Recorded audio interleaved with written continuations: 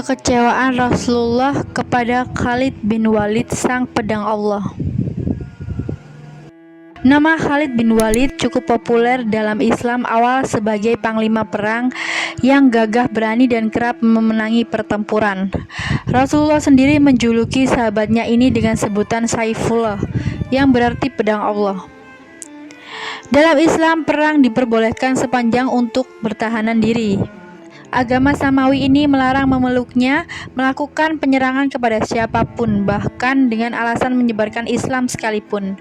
Dengan demikian, peperangan merupakan jalan terakhir ketika jalur dialog dan non-kekerasan buntu dan umat Islam sedang terancam keselamatannya bila tidak membela diri. Ringkasnya, bagi Islam, perang adalah sikap defensif demi mempertahankan hak, bukan ofensif, meski atas nama dakwah atau ekspansi ajaran.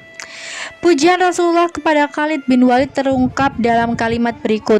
Sebaik-baik saudara klan Quraisy, Khalid bin Walid salah satu pedang Allah yang terhunus untuk menghancurkan orang-orang kafir dan munafik.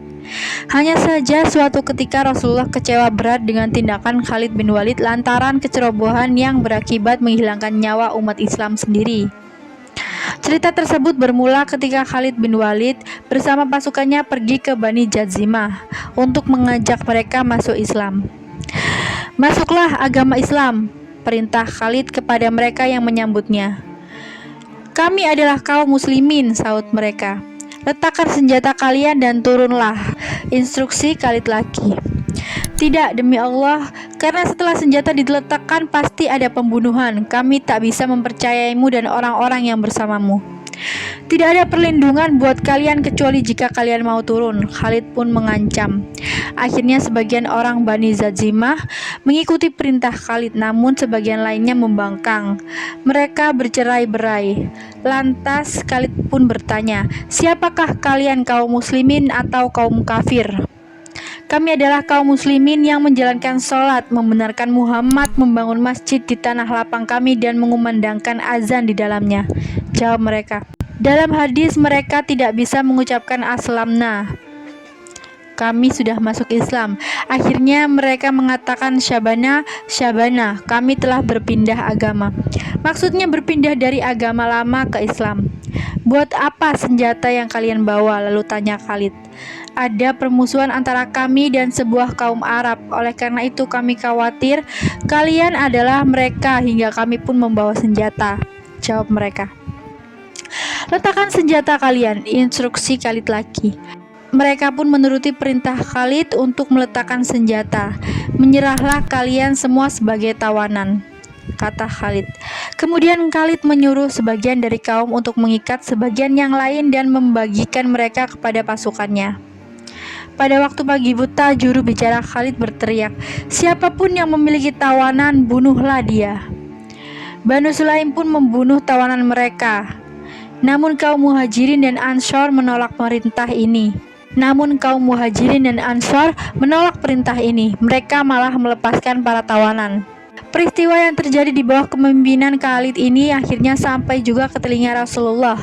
Beliau menumpahkan rasa kecewanya.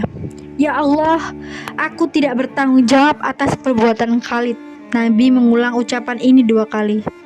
Kisah ini bisa dijumpai dalam salah satunya karya Said Muhammad bin Alwi al-Maliki. Secara sepintas seolah tampak Khalid sebenarnya sedang menjalankan tugasnya sebagai komandan perang yang baik. Dia menerapkan protokol keamanan yang pantas dan melucuti senjata Bani Jazimah. Meskipun mereka sesungguhnya telah menjelaskan alasan kenapa mereka bersikukuh membawa senjata. Bani Jazimah sendiri sedang dalam suasana perang dengan kaum lain, sehingga kedatangan Khalid pun dilihat dalam konteks politik pertempuran ini. Mereka tak percaya alias curiga dengan Khalid dan pasukannya. Kesalahan fatal Khalid adalah tidak teliti dengan jawaban sabana ketika mereka ditanya status keislamannya.